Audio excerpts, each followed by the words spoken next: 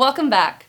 Our first module looks at how our megatrend many-to-many is driving the shift to the peer-to-peer and sharing economy. As a megatrend, many-to-many says that a mass proliferation of sellers and media creators has shifted the world to a many-to-many economy. Big brand skepticism has caused a rise in peer-to-peer, so that we're not buying from corporations anymore. We're buying from actual people. The international sharing economy is expected to reach $335 billion by 2025. Investors and larger businesses are catching on that consumers care about the impact that consumerism has on the environment and their wallet. In a world full of excess, peer-to-peer cuts out the clutter and builds communities and convenience around the concept of sharing. Ownership is no longer the status symbol it once was. And instead, those crunched for cash or even just looking to spend their money more strategically are looking to the sharing economy to supply essentials when they need them.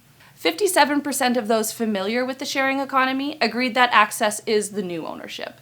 The peer-to-peer economy has caused significant disruption in a number of different industries. We see this manifesting quite clearly through our Insight revamped consignment. With 164,000 total clicks, it addresses the fact that the concept of secondhand designer shopping has been revamped for modern consumers seeking more cost-effective, sustainable luxury solutions. From digital drop-offs to designer-controlled consignment, these tweaks show an evolution that takes the millennial appeal even further.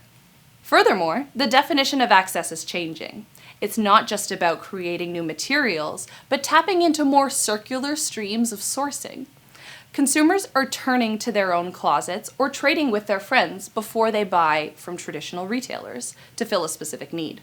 According to the clothing consignment leader ThredUp's resale report, the secondhand clothing market will reach $51 billion in the next 5 years. In a world where 14% of startups fail due to not considering consumers' needs, and 72% of consumers prefer to buy from environmentally friendly brands, the cost of ignoring shifting attitudes towards access is too great. One brand that is leading this shift is Depop.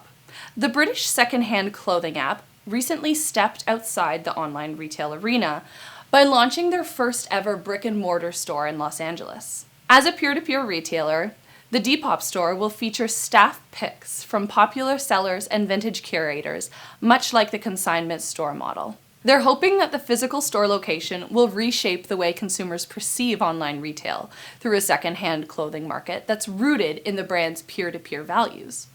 We're also seeing the peer-to-peer economy shift the way consumers explore new flavors through Fancy Food Hall, an insight that's garnered over 42,000 total clicks. Where once, foodies in North America and Europe would seek out innovative flavor experiences from food trucks and more conventional eateries, today modern food halls offer a variety of chef-quality cuisines under one roof, while also offering the opportunity for a more egalitarian dining experience accessible to all. Take the Understory in Houston, for example.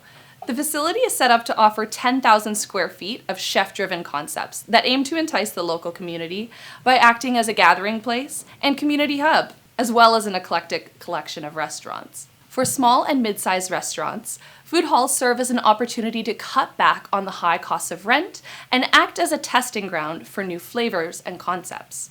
For diners, the convenience and variety offered by food halls also allows them to enjoy Instagram-worthy meals while indulging in a social dining experience.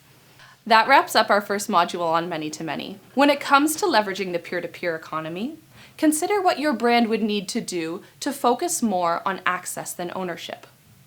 And what resources could your organization share with other businesses today? I'll see you in the next module.